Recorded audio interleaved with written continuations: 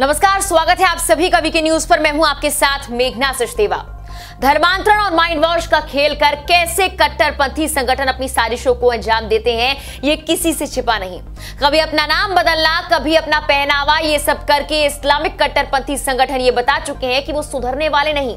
हालांकि अब लगातार ऐसे आतंकवादियों की गिरफ्तारी की जा रही है और उससे जो खुलासे हो रहे हैं वो काफी है इनकी घिनौनी मानसिकता को बताने के लिए। जी हां, इन आतंकवादियों का नया पैटर्न अब सामने आ गया है जिसमें कई बड़ी बातें सामने आई है। हिंदू लड़कियों का इस्तेमाल कैसे किया जाना है, ये बातें भी सामने आई। बता दें कि पिछले साल ढाका में आतंकी संगठन जमात उल मुजाहिदीन बांग्लादेश की मेंबर आयशा जन्नत उर्फ प्रज्ञा देवनाथ के गिरफ्तार होने के बाद पश्चिम बंगाल में चल रहे धर्मांतरण और माइंड वॉश के घिनौने खेल का पर्दाफाश हुआ था। अब इसी संगठन के 3 और मेंबर हाल ही में फिर से बंगाल से पकड़े गए हैं और जब कोलकाता पुलिस की स्पेशल टास्क फोर्स ने इनसे पूछताछ की तो राष्ट्रीय सुरक्षा के लिहाज से खतरनाक जानकारी निकलकर सामने आई। ये भी जानकारी सामने आई कि आखिर कैसे हिंदू लड़कियों का इस्तेमाल कर धर्मांतरण और आतंकी साजिश को अंजाम देने की प्लानिंग थी।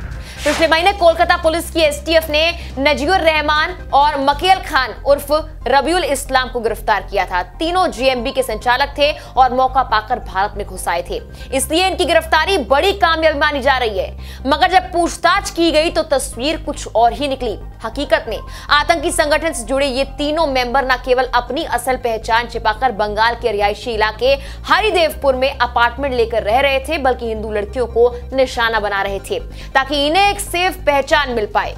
इन्होंने शक की नजरों से बचने के लिए खुद को व्यापारी, फल विक्रेता और मच्छरदानी बेचने वाले के तौर पर पेश किया। इनमें नजीर ने अपना नाम जयराम रखा था और फिर मकेल के साथ 2 हिंदू महिलाओं की दोस्ती कराई गई। जाल में फंसाकर उनसे शादी की योजना भी बनाई गई। पूछताछ के बाद निकलकर ये बात सामने आई कि जांच अधिकारियों की चिंता अब बढ़ गई है। कुछ ऐसी बड़ी बातें इन आतंकवादियों के जरिए सामने आई हैं।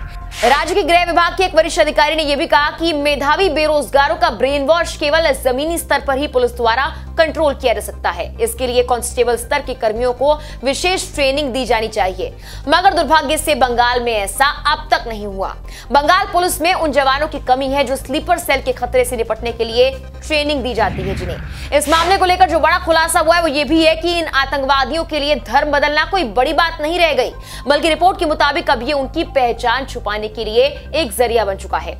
इन आतंकवादियों ने न सिर्फ हिंदू लड़कियों को अपने जाल में फंसाने की प्लानिंग की थी, बल्कि मेधावी छात्रों को भी अपने जाल में फंसा चुके थे और ऐसे कई आतंकवादियों की गिरफ्तारी बंगाल से अब तक हो चुकी है।